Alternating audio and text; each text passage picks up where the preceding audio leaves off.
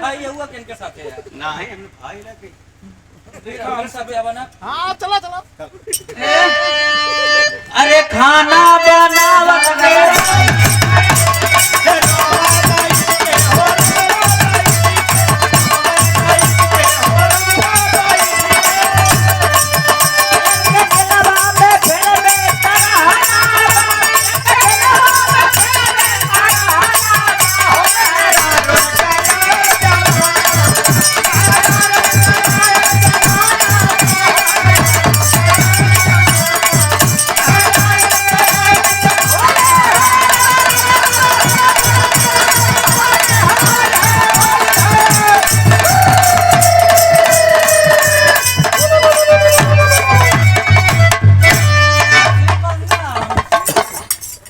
सवेरे जब हम पंगा लेब ना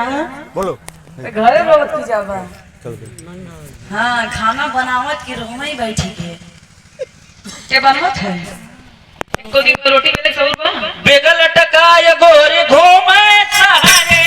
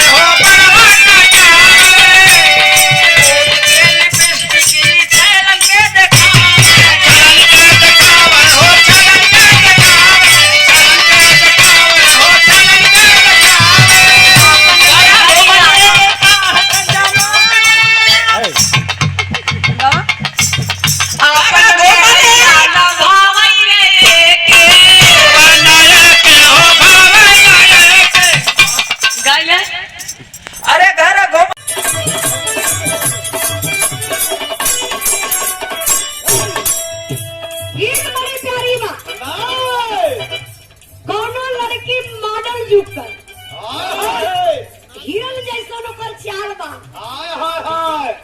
पार कटौले बा चश्मा लगौले बा दबंग वाला चश्मा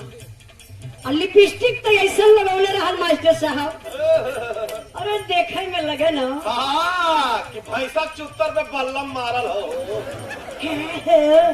तू का करत हला यही फोटो लेके चले ने लड़किया हो कहाँ नहीं के गांव के हो आओ लड़की आ गई यही पड़री आई के अपन ऊंची हिल वाला और संडिल बा बगल में वो टोली वाला बैग लेके आई फोन लेके बतियावत बा अच्छा तो लड़की का ड्रेस कैसा रहा कई जना से फटल रहल फौजी भैया तो दो ठे मोह दादा देखला देखा कि दादा लोग कितना संस्कारी होगा कितना दादा लोग दयालु होला दो ठे दादा रहा लड़किया के बगलिए में खड़ा होकर अगर शुरू कर दो अच्छा क्या रगड़ता सुरती रगड़त रहना तो साफ काहे ना बोलत हुआ अरे सफा है अच्छा देखी ऐसे दादा आपस में लोग सुरती लेके रगड़त हो सुरतिया जब रगड़ भैया तो के ठोकत हो ठोक के लोग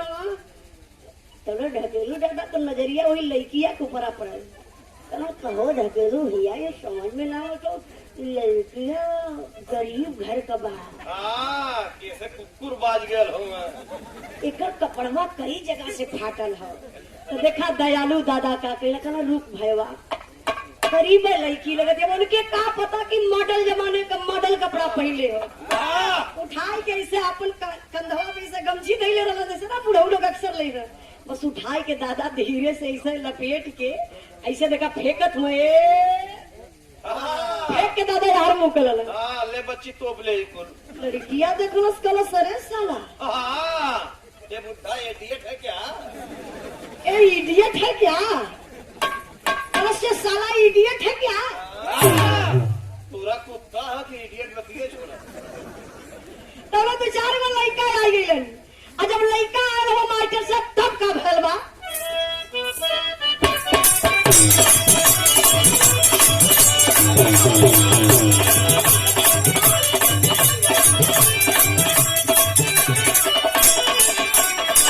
इहे लड़का कुल कहां गो मास्टर साहब वो लड़की देख के कहले बा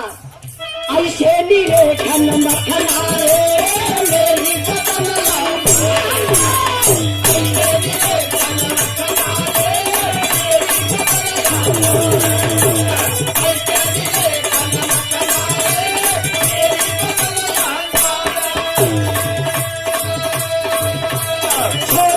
छोरा तू लगता है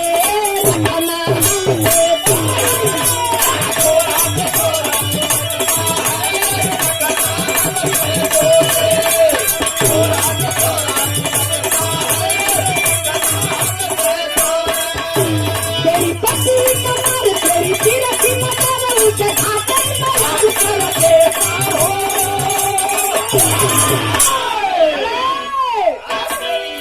यादव जी का बेटा हूँ यादव जी का बेटा हूँ दूध पिला के लेता हूँ यादव जी का बेटा हूँ दूध पिला के लेता हूँ यादव जी का कहिया सरवा यादव बेटवा हगल हो फौजी भैया जात का प्रजापति हुआ अब का चिल्ला था कि यादव जी का बेटा हूँ कि कहिया से यादव का बेटवा हो गया भैया अमरनाथ भरपूरा से चिखना वाले अंडा देना मतलब ही अंडा देना ना अंडा तल के खियावल काट काट देना नहीं दे पाऊंगा 51 रुपए का पुरस्कार चाचा के बहुत बहुत प्रणाम आशीर्वाद के जा रही ये बहुत आशीर्वाद लेते हुए ड्रिंक वाले ये देखे हमरे ही समझ में ना हुआ था कि प्रजापति कहिया से हीरे का बेटवा हो गई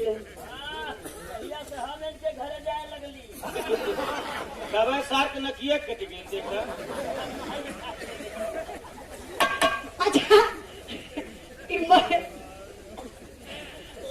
यादव जी का बेटा हूँ दूध पिला के लेता हूँ ठिकाना वाला चचा में रुका 2 मिनट बतिया सुन ला देखा जे यादव हो तो तो गाई कि मैं यादव जी का बेटा हूँ दूध पिला के लेता हूँ अच्छा यही महफिल में क्यों पंडित जी बैठे रही हूँ तो हथवा में जत रही कि मैं पांडे जी का बेटा हूँ खोल खोल के लेता हूँ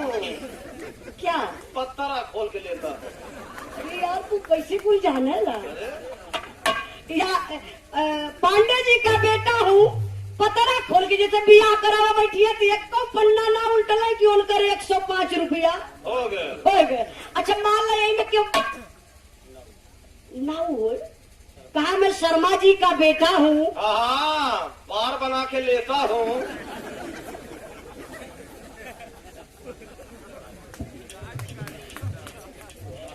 अच्छा यही में क्यों भैया चमारा बैठा हूँ कहीं मैं चमार जी का बेटा हूँ संविधान के बल पे लेता हूँ मौर्या जी का बेटा हूँ घंटा थमा के लेता हूँ पाल जी का बेटा हूँ कंबल बिछा के लेता हूँ भैया अब हमार हार है और एडजस्ट अपन के लिए भी नजरी मिला लिया अब मैं